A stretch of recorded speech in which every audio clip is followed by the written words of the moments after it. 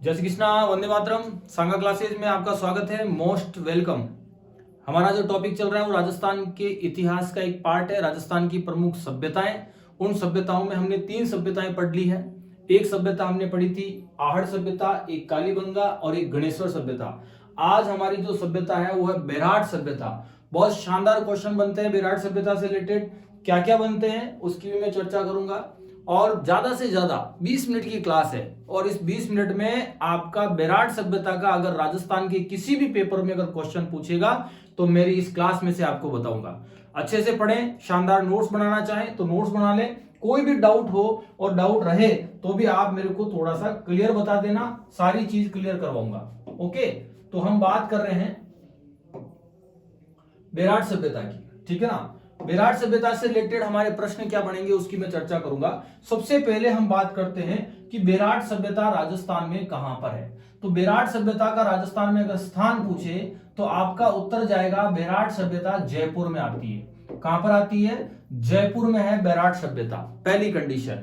दूसरी कंडीशन, कौन सी नदी के किनारे, कौन सी नदी के किनारे सभ्यता का उद्भव एवं विकास हुआ था? तो हमारा आंसर जाएगा, वो जाएगा बाण गंगा नदी के किनारे। कौन सी नदी? बाण गंगा नदी के किनारे। तो ये बाण गंगा नदी के किनारे इस सभ्यता का उद्भव एवं विकास हुआ था। एक एक चीज और एक एक डाउट मैं आपको क्लियर करवाऊंगा। उसके बाद हम बात करते हैं एक सभ्यता स्थल का उत्खनन। इस सभ्यता स्थल का उत्खनन जो है उसके लिए हमारा क्वेश्चन बनता है 1936 में, 1936 में, ठीक है ना। आंसर जाता है R D Sahni, R D Sahni. और इसको पूरा नाम पूछे तो राय बहादुर दयाराम साहनी, राय बहादुर दयाराम साहनी जो है इनका आंसर जाता है दयाराम साहनी। बहुत इंपॉर्टेंट क्वेश्चन बनता है, किसी भी कंडीशन में आपको गलत नहीं करना है। उसके बाद हम बात करते हैं कि इस सभ्यता स्थल का एक बार पुनः सर्वेक्षण हुआ था, पुनः सर्वेक्षण हुआ था। यह भी एग्जाम में प्रश्न पूछा जाता है कि पुनः सर्वेक्षण हुआ था, वो हुआ था 1962 और 63, 1962-63 में इस सभ्यता का पुनः सर्वेक्षण हुआ था। और सर्वेक्षण करने वाले थे नील रत्न बनर्जी। नील रत्न बनर्जी जो थे इस सभ्यता स्थल का जो है पुनः सर्वेक्षण हुआ था। बहुत इंपॉर्टेंट प्रश्न बनता है। उसके बाद मैं आपको एक चीज और बता देता हूं कि इस सभ्यता स्थल का, ठीक, यहां इस बेराट नामक स्थान से, कहां से? बेराट नामक स्थान से 1990 ईस्वी में, कब? 1990 ईस्वी में जो है यहां से क्या खोजे गए थे? तो बेराट नामक स्थान से, ठीक है, प्राचीन ऐतिहासिक काल के शेल चित्र खोजे गए थे। क्या खोजे गए थे? शेल चित्र खोजे गए थे। तो ये भी ध्यान रखना, आप राजस्थान की चित्रशैली टॉपिक अगर पढ़ते हैं तो राजस्थान की चित्र शैली में शैलाश्रय चित्र मिलते हैं, जैसे बेराट से, आहड़ से, ठीक है, भरतपुर दगनेर, भरतपुर से, और उसके बाद अपने बूंदी में आपने नाम सुना होगा इंद्रगढ़, यहां से शैल चित्र मिले थे। तो हमारे बेराट से भी शैल चित्र खोजे गए, वो 1990 में खोजे गए। उत्खनन कार्य 1936 में हुआ था। किसी भी कंडीशन में गलत नहीं करना है। और आर डी साहनी द्वारा इसका उत्खनन कार्य किया गया था। और पुनः सर्वेक्षण, ठीक है, 1962-63 में नील रत्न बनर्जी द्वारा जो इसका सर्वेक्षण किया गया था। ओके, और 1990 में बेराट नामक स्थान से जो है शैल चित्र खोजे गए थे। अब मैं आपको थोड़ी सी एक्स्ट्रा चीज आपको क्लियर करना चाहता हूं, वो भी आप थोड़ा सा ध्यान से सुन लेना। देखो, प्राचीन ग्रंथों की अगर मैं चर्चा करूं, प्राचीन ग्रंथों की चर्चा करूं तो जो जिसको आप बेराट बोलते हो आज की तारीख में, क्या बोलते हैं हम लोग? बेराट। इस बेराट को वर्तमान में तो हम बोलते हैं विराट नगर के नाम से जाना जाता है। ये जयपुर में है। क्या, किस नाम से जाना जाता है? विराट नगर से। लेकिन प्राचीन ग्रंथों में इस बेराट का नाम एक और मिलता है, विराटपुर नाम मिलता है, विराटपुर नाम मिलता है। और सबसे बड़ी बात यह है कि ये बेराट जो है, ठीक है, विराटपुर जो है प्राचीन एक जनपद था और वो जनपद था कौन सा? मत्स्य जनपद। कौन सा जनपद था? मत्स्य जनपद जो था भरतपुर क्षेत्र की साइड में था। भरतपुर अलवर वाला बेल्ट मत्स्य जनपद के नाम से जाना जाता था। और ये मत्स्य जनपद की जो बेराट थी ये राजधानी थी। बहुत इंपॉर्टेंट क्वेश्चन बनता है, जनपद पढ़ते हो आप तो उसमें से आपके एक शानदार क्वेश्चन बनता है कि बेराट किसकी राजधानी थी? तो मत्स्य जनपद की राजधानी थी। बहुत इंपॉर्टेंट क्वेश्चन बनता है, किसी भी कंडीशन में गलत नहीं करना है। अगला इंपॉर्टेंट मैं बात करता हूं, बेराट सभ्यता का जो उत्खनन हुआ था, क्या हुआ था? उत्खनन जो हुआ था उसके लिए हमारे क्वेश्चन बनता है कौन कौन से स्थल से उत्खनन हुआ था। तो इसके लिए हम बात करते हैं बीजक डूंगरी से उत्खनन हुआ था। किससे हुआ था? बीजक डूंगरी से उत्खनन हुआ था। एक यहाँ पर भीम डूंगरी भी है। कौन सी डूंगरी है? भीम डूंगरी भी है। ठीक है, यहाँ पर महादेव डूंगरी भी है। कौन सी डूंगरी है? महादेव डूंगरी भी है। तो यहां से उत्खनन कार्य हुआ था। एक यहाँ पर गणेश डूंगरी भी है।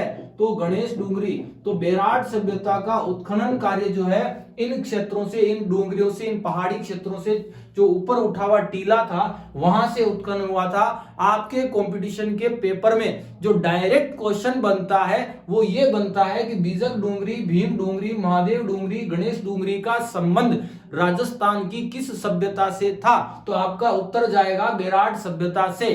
पहला क्वेश्चन शायद समझ में आ रहा होगा, आशा करता हूं जो मैं जिस तरीके से पढ़ा रहा हूं वो तरीका आपके समझ में आ रहा होगा।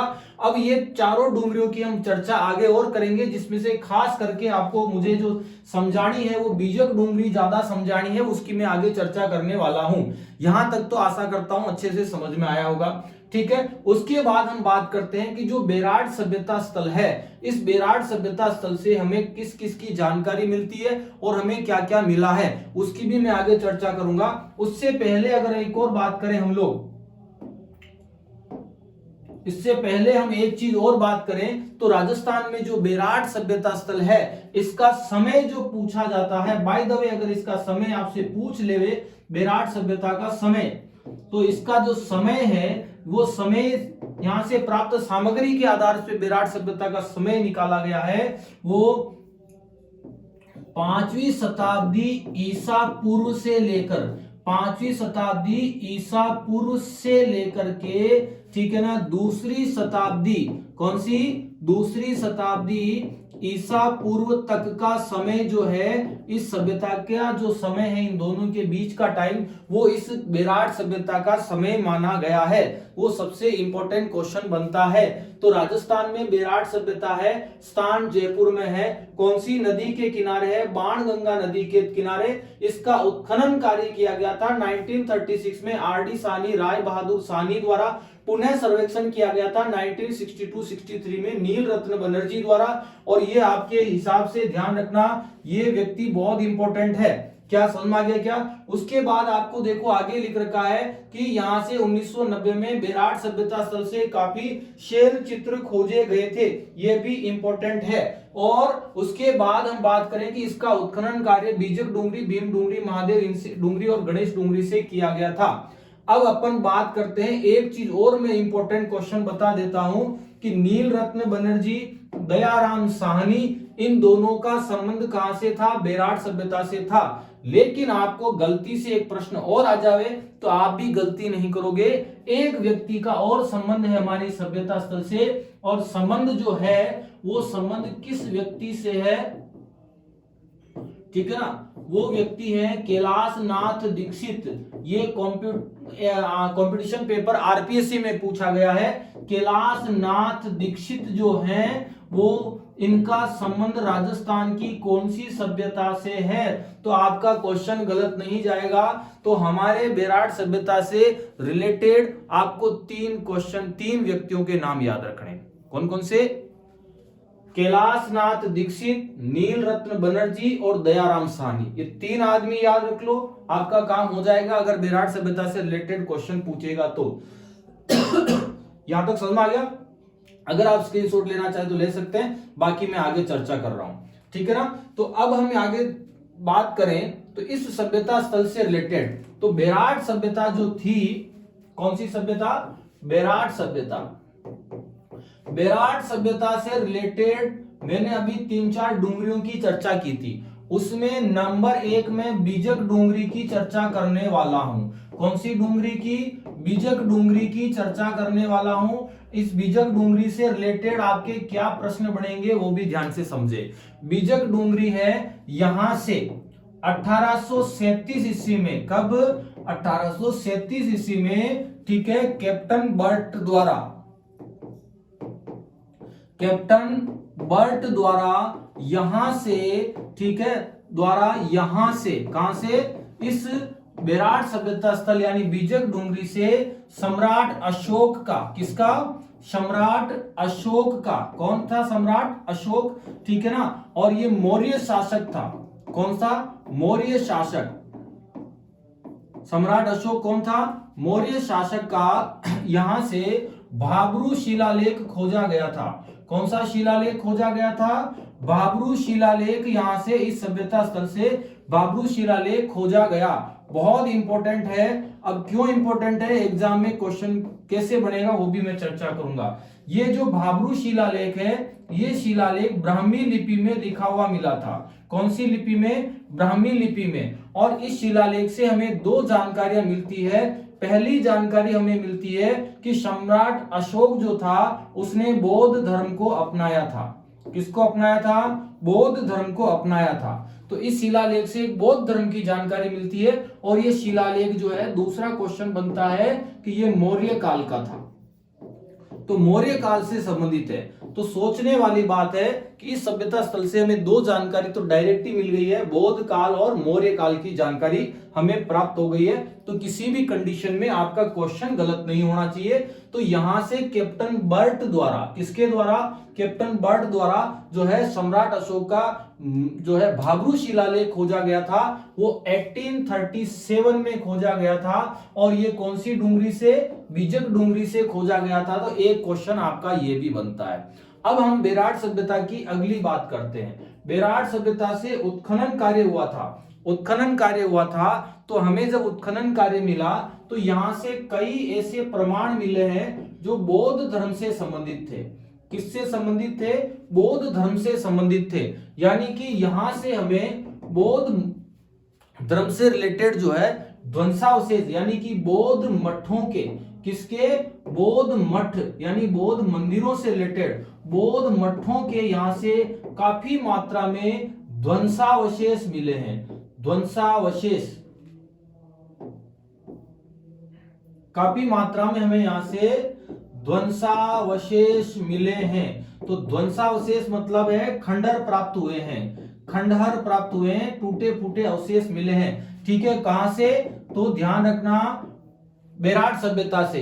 तो यहां से जब ध्वंसावशेष प्राप्त हुए तो हमने अनुमान लगाया कि राजस्थान में, कहां पर? राजस्थान में बेराट सभ्यता स्थल जो था, बेराट जो था वो राजस्थान में बौद्ध धर्म का प्रमुख केंद्र रहा होगा। किसका रहा था? बौद्ध धर्म का प्रमुख केंद्र था। बौद्ध धर्म का प्रमुख केंद्र जो था वो कौन सा था? बेराट था। ओके, तो राजस्थान में बौद्ध धर्म का प्रमाण हमें सबसे ज्यादा कौन सी सभ्यता स्थल से मिलता है? तो बेराट सभ्यता स्थल से मिलता है।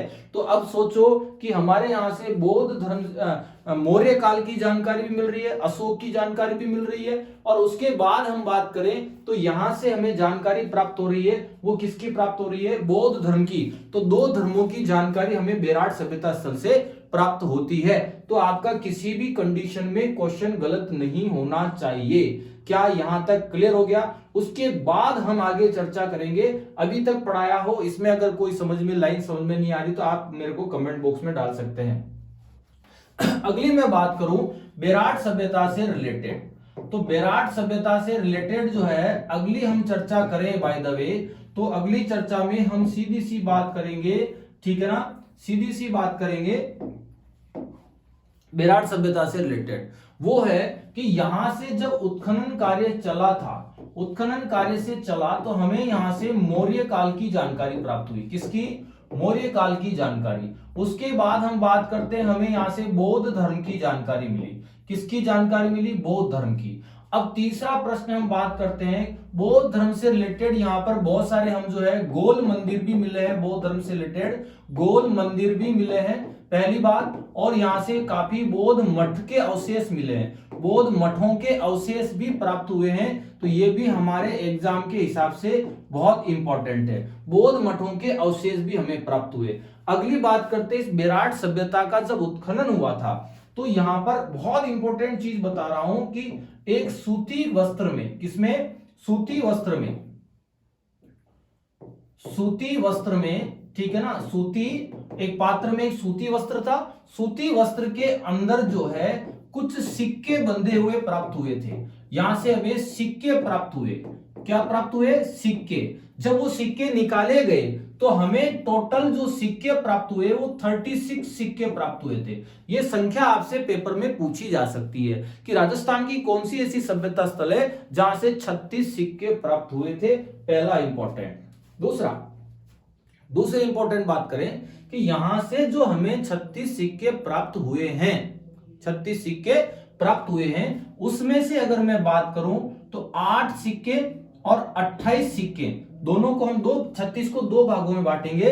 8 सिक्के जो हमें प्राप्त हुए थे और 28 सिक्के प्राप्त हुए, इनसे रिलेटेड आपके बहुत शानदार प्रश्न बनता है कि 36 सिक्कों में कुछ सिक्के तो हमारे आहत या पंचमार्क सिक्के थे और कुछ सिक्के जो हमें यहां से प्राप्त हुए हैं वो इंडो ग्रीक यूनानी सिक्के प्राप्त हुए हैं। जो इंडो ग्रीक यूनानी सिक्के प्राप्त हुए हैं, हम उनकी अगर चर्चा करें तो 8 सिक्के तो पंचमार्क सिक्के थे।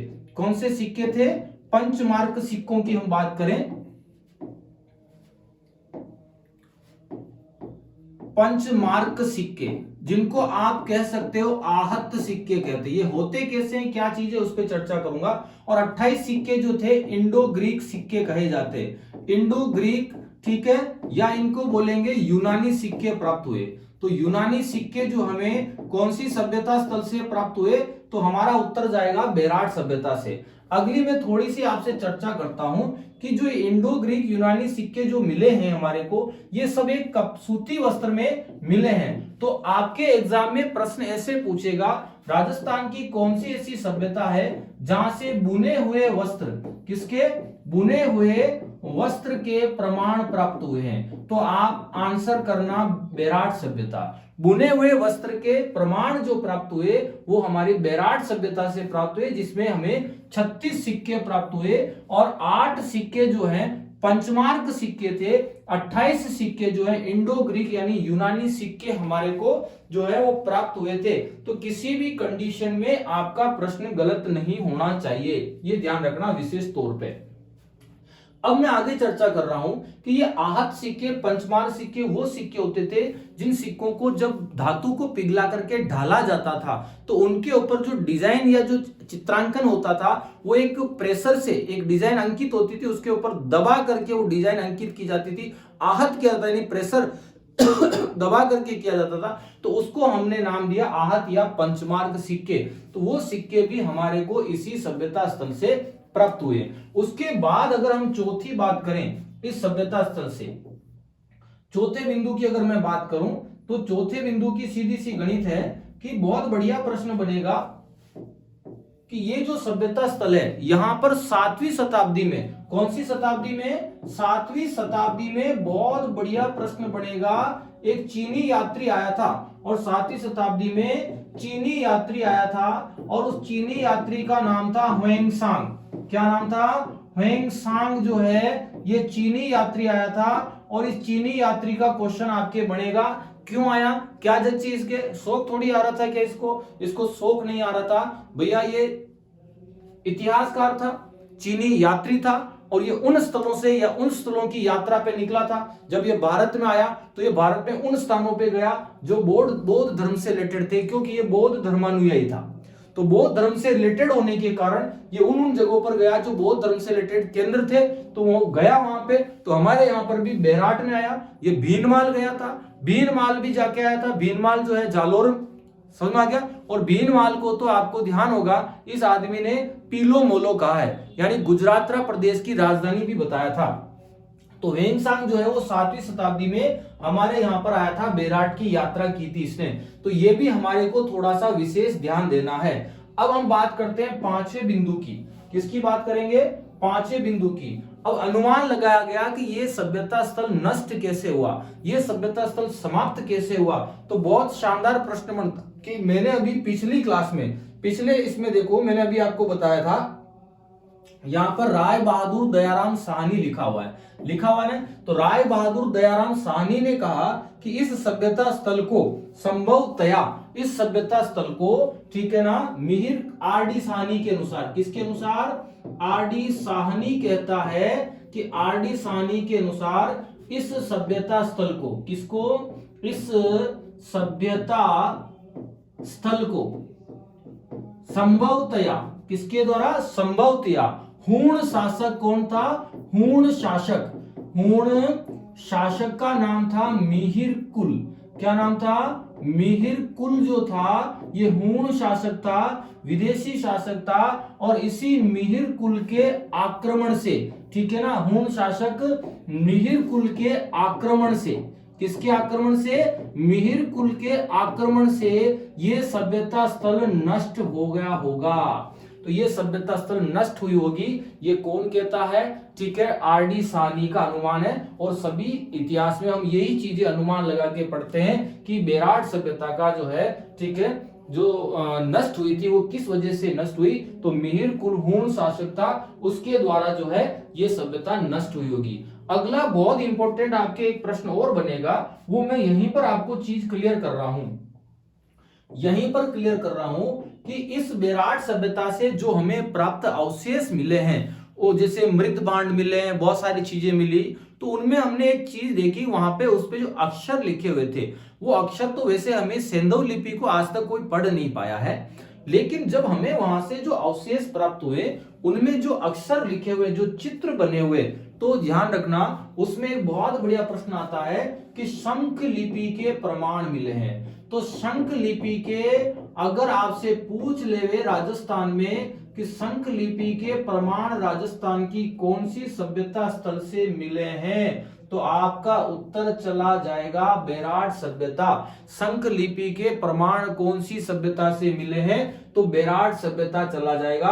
आपसे पूछे मठों के अवशेष कहां से मिले हैं, गोल मंदिर की जानकारी कहां मिली, तो भी हमारा आंसर जाएगा बेराट सभ्यता। ठीक है, तो एक बार इसका स्क्रीनशॉट लेना चाहे तो ले लें, बाकी फिर इसको मैं आगे वापस क्लियर कर रहा हूं।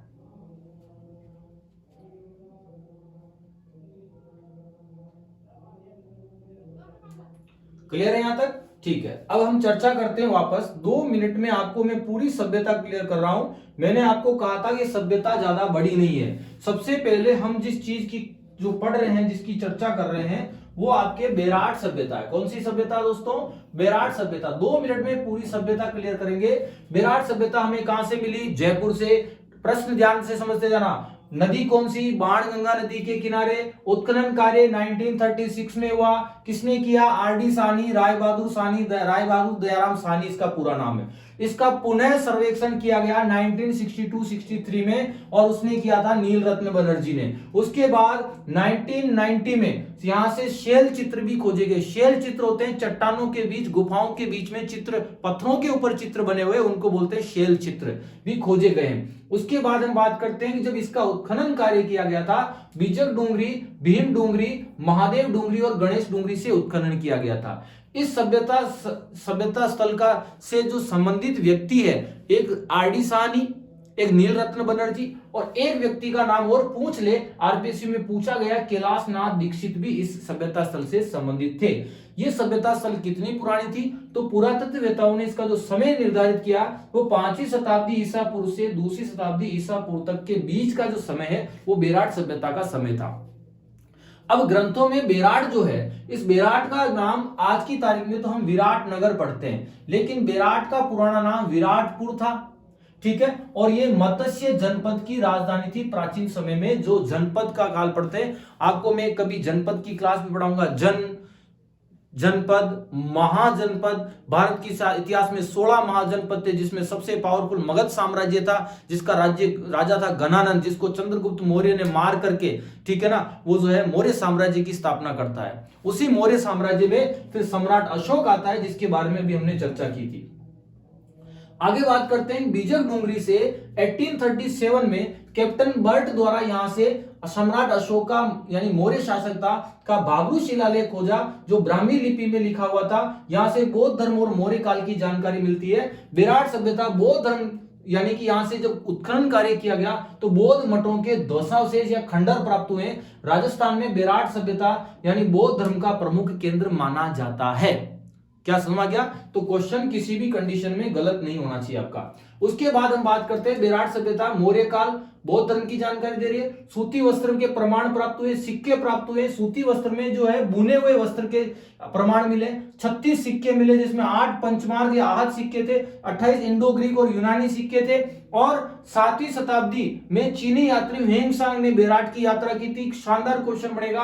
आर.डी. साहनी मानते हैं कि सभ्यता स्थल को जो नष्ट करने वाला व्यक्ति कौन था, तो वो नष्ट करने वाला व्यक्ति जो था वो हूण शासक था। और ये हूण शासक कौन था? तो मिहिर कुल था। यहां तक आपको अच्छे से समझ में आ गया होगा। और ये आपकी विराट सभ्यता कंप्लीट हुई। मेरे को सांस चढ़ने लग गई।